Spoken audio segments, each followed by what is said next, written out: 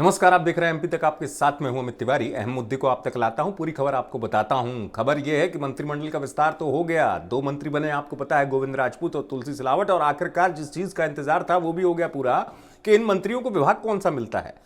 और दिख गया सिंधिया का प्रभाव, दिख गई सिंधिया की ताकत। मंत्रियों के विभाग नहीं बदले। आपको बता दूं किसको क्या विभाग मिला है।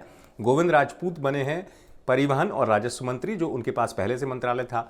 तुलसी सिलावट को मिला है जल संसाधन और मछुआ पालन मंत्रालय, यही विभाग उनके पास पहले था। अब आप कहेंगे कि ये विभाग का जो बंटवारा हुआ है उसमें क्या नई बात है। नई बात यह है कि सिंधिया का प्रभाव बरकरार है और विभागों को लेकर भी रस्साकशी थी पहले कि क्या ये विभाग दिए जाएंगे, लेकिन अंततः हुआ वही कि दोनों को जो मंत्रालय मिले वो अहम मंत्रालय मिल गए, खास मंत्रालय मिल गए जो उनके पास थे। गोविंद राजपूत की अगर आप बात करें तो यहां तक कि कमलनाथ की जब सरकार थी तब भी गोविंद राजपूत को ज्योतिरादित्य सिंधिया के दबाव के चलते, प्रभाव के चलते राजस्व परिवहन मंत्री बनाया गया था। और उसके बाद जब शिवराज सिंह चौहान सत्ता में आए, जब कांग्रेस की सरकार गिन गई और मार्च में मंत्रिमंडल पहला बना, तो उसमें गिन के 5 मंत्री शामिल किए गए थे, बहुत चुनिंदा। उनमें से 2 चेहरे यही थे, गोविंद राजपूत और तुलसी सिलावट। तब भी गोविंद राजपूत को परिवहन और राजस्व विभाग दिया गया था।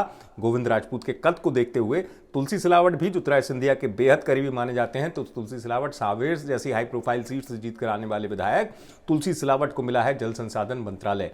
बीजेपी के अंदर की जो स्थिति चल रही थी पहले तो ये कि मंत्रिमंडल विस्तार में किसको जगह मिलेगी या नहीं मिलेगी, लेकिन अब हुआ ये कि विभागों का जब बंटवारा हुआ तो विभागों के बंटवारे में भी दिख गया वो नज़ारा, वो झलक साफ तौर पर नजर आ गई कि सिंधिया का प्रभाव जो है वो सरकार पर है। और यही वजह है कि राजस्व और परिवहन मंत्रालय गोविंद राजपूत को मिला, जो कि ज्योतिरादित्य सिंधिया के बेहद करीबी माने जाते हैं।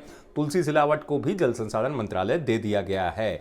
यानी कि सरकार में, शिवराज सरकार में, इन दोनों मंत्रियों का कद जो है वैसा ही बरकरार रहेगा जैसा कि उपचुनाव से पहले था।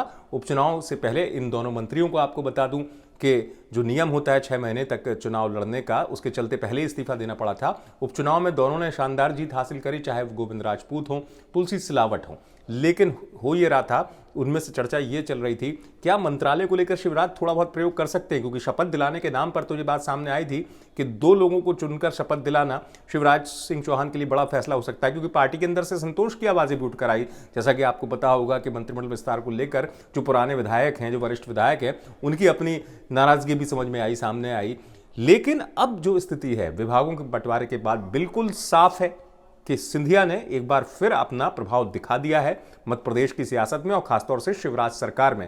ज्योतिरादित्य सिंधिया के दोनों बेहद करीबी माने जाने वाले गोविंद राजपूत और तुलसी सिलावट का कद एक बार फिर से बढ़ गया है। गोविंद राजपूत को परिवहन और राजस्व जैसे जहां अहम मंत्रालय पर कायम रखा गया, वहीं तुलसी सिलावट को भी शिवराज सिंह चौहान ने वही मंत्रालय, यानी पुराना मंत्रालय जल संसाधन मंत्रालय दे दिया है। यानी कि मध्य प्रदेश की सियासत में एक बार फिर सिंधिया का प्रभाव देखने को मिल गया है। आप देखते रहिए एमपी तक।